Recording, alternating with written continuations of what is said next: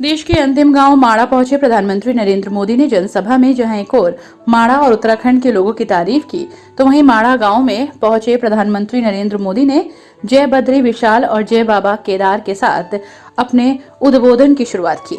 इस दौरान उन्होंने कहा कि आज बाबा केदार और बद्री विशाल के दर्शन कर आशीर्वाद प्राप्त कर जीवन धन्य और मन प्रसन्न हो गया। ये पल मेरे लिए चिरंजीव हो गए हैं। मेरे प्यारे भाइयों बहनों, पहाड़ के लोगों की पहली पहचान यही होती है कि वो बहुत मेहनती होते हैं। उन्हें उनके साहस, उनकी जुझारू प्रवृत्ति के लिए जाना जाता है। वो प्रकृति के प्रति शिकायत नहीं करते हैं, संकटों के बीच जीना सीख लेते हैं जी। लेकिन साहब, पहले की सरकारों के समय पहाड़ों के लोगों के सामर्थ्य को उनके खिलाफ ही इस्तेमाल किया गया। दशकों तक सरकारें ये सोचकर पहाड़ की उपेक्षा करती रही, वो मेहनतकश लोग हैं, पहाड़ जैसा उनका हौसला है। अरे उनकी तो ताकत इतनी है, उनको तो कुछ जरूरत नहीं, चल जाएगा।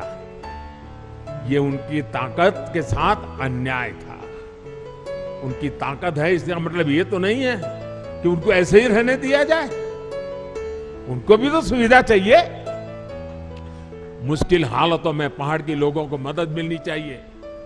जब सुविधाएं पहुंचाने की बात हो, जब सरकारी योजनाओं का लाभ पहुंचाने की बात हो, तो पहाड़ के लोगों का नंबर सबसे बाद में आता था। इस सोच के साथ देश कैसे आगे बढ़ता? पहाड़ के लोगों के साथ हो रहे इस अन्याय को मुझे समाप्त करना ही था। इसलिए पहले जिस इलाकों को देश की सीमाओं का अंत मानकर नजरअंदाज किया जाता था, हमने वहां से समृद्धि का आरंभ मानकर काम शुरू किया है। पहले देश का आखिरी गांव जानकर जिसकी उपेक्षा की जाती थी, हमने वहां के लोगों को अपेक्षाओं पर फोकस पर करके काम करना शुरू किया है। पहले देश के विकास में जिनका योगदान को महत्व नहीं दिया गया, हमने उन्हीं को साथ लेकर प्रगति के महान लक्ष्यों की ओर बढ़ने का संकल्प किया है। हमने पहाड़ की उन चुनौतियों का हल निकालने की कोशिश की है, जिससे जूझने में वहां के लोगों की बड़ी ऊर्जा व्यर्थ हो जाए, वो हमें मंजूर नहीं है। हमने हर गांव तक बिजली पहुंचाने का अभियान चलाया, जिसका बहुत बड़ा लाभ मेरे पहाड़ के भाई और बहनों को मिला। मुझे यहाँ गांव के सरपंच माँ एक बहन से मिलना हुआ। मैं पूछ रहा था शौचालय बन गए? अरे बोले साहब बन गए। मैंने कहा पानी पहुंच रहा है? बोले पाइप लग रही है। इतनी चेहरे पर खुशी थी, अपने गांव में काम होने का आनंद था। उनके सरपंच महिला थी, बड़े गर्व से मुझे बता रही थी। हमने हर घर जल का अभियान चलाया, जिसकी वजह से आज उत्तराखंड के 65% से ज्यादा घरों में पाइप से पानी पहुंच चुका है। हमने हर पंचायत को ऑप्टिकल फाइबर से जोड़ने का अभियान चलाया, जिसकी वजह से उत्तराखंड के कोने कोने में आज डिजिटल कनेक्टिविटी पहुंच रही। मैं आज देख रहा था, इनके वे भी ऑनलाइन पैसे ले रहे थे, डिजिटल फिनटेक। मैं जरा हमारे पार्लियामेंट में कुछ बुद्धिमान लोग बैठते हैं, उनको बताना चाहता हूं कि मणा आई है, मणा। ये मेरे माणा में देखिए 8वीं कक्षा भरी हुई मेरी माँ बहने डिजिटल पेमेंट ले रही है। पेटीएम ऐसा लिखा हुआ है, क्यूआर कोड लगाया है अपने माल के सामने। ये ताकत मेरे देश की मुझे माणा गांव के लोगों के पास देख करके और गर्व हो रहा है। हमने गांवों में हेल्थ और वेलनेस सेंटर खोलने का अभियान चलाया, जिसकी वजह से आज गांव के पास चिकित्सा की सुविधा पहुंच रही है। इन अभियानों का बहुत बड़ा लाभ हमारी माताओं, बहनों, बेटियों को हुआ।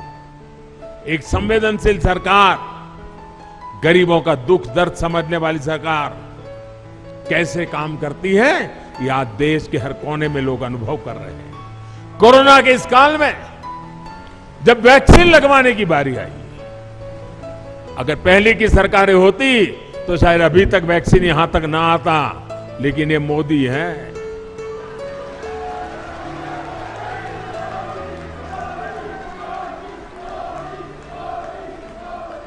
मैंने कहा कोरोना जाए उसकी ज्यादा तेजी से मुझे वैक्सीन पहाड़ों में ले जानी है।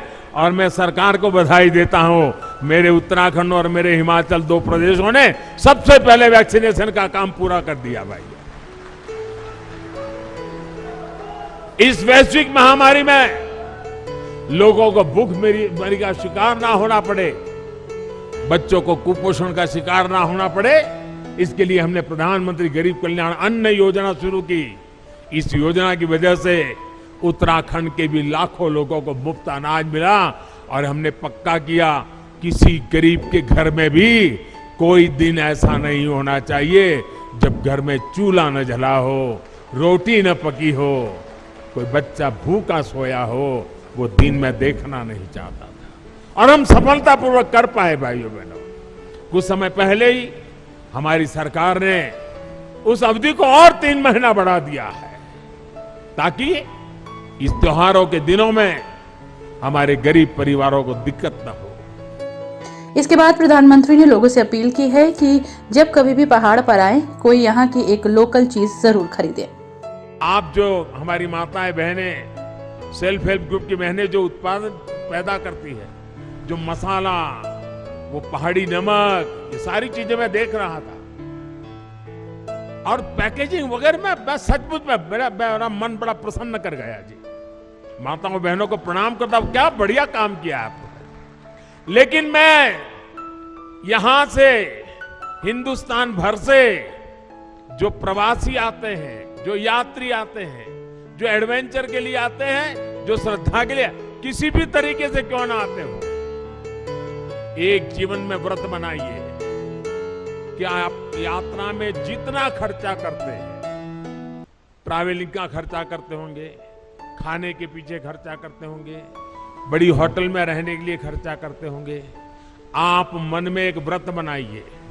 मैं सभी 130 करोड़ देशवासियों को हिंदुस्तान के उस गांव से बता रहा हूं जो चीन के सीमा पर, भारत का ये सीमा पर रखवाली करने वाले गांव के बीच से बोल रहा हूं। मैं उनकी तरफ से बोल रहा हूं, आप जहां भी जाएं यात्रा करने के लिए, इस कठिन क्षेत्र में आए, या पुरी चले जाएं, या कन्याकुमारी चले जाएं, या सोमनाथ, कहीं पर भी जाएं, एक संकल्प कीजिए।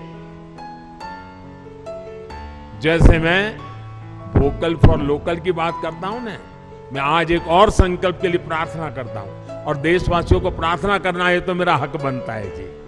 मैं आदेश तो नहीं दे सकता हूं, प्रार्थना तो कर सकता हूं। मैं प्रार्थना करता हूं, आप जितना खर्चा करते हैं तय कीजिए कम से कम 5%, जो टोटल खर्चा आपका यात्रा का होगा उसमें 5%, अगर 100 रुपया खर्चा करते हो तो 5 रुपया, उस इलाके में जो कुछ भी स्थानीय उत्पाद है, स्थानीय लोग जो बनाते हैं, आप उसको जरूर खरीदिए। आपके घर में है तो दूसरा लेके जाइए, किसी को भेंट दे दीजिए, लेकिन वहां से जरूर लेके जाइए। आपको मैं विश्वास दिलाता हूं भाइयों बहनों, इन सारे क्षेत्रों में इतनी रोजी रोटी मिल जाएगी। अभी मुझे माताएं बहनें कह रही थी कि इस बार यात्री इतने आए, मैंने कहा कितनी बिक्री हुई, तो जरा पहले तो शर्मा गए बताते बताते, मैंने कहा नहीं बताइए बताइए। फिर उन्होंने कहा 2.5 लाख रुपए का बिक गया इस बार। उनको इतना संतोष था।